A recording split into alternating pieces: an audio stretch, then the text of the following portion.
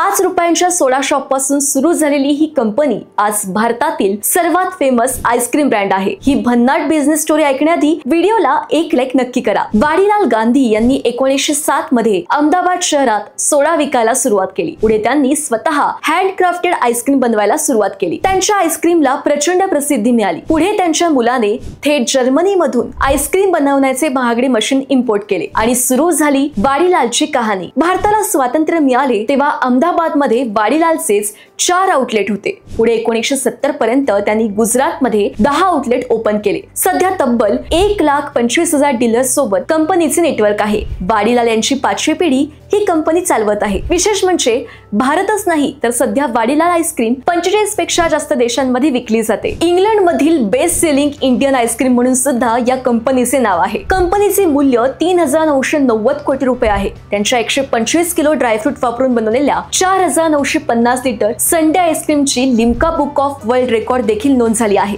बाकी 117 वर्षांच्या परंपरेतील वाडीलाल आईस्क्रीम तुम्हाला कशी वाटते कमेंट मध्ये नक्की सांगा।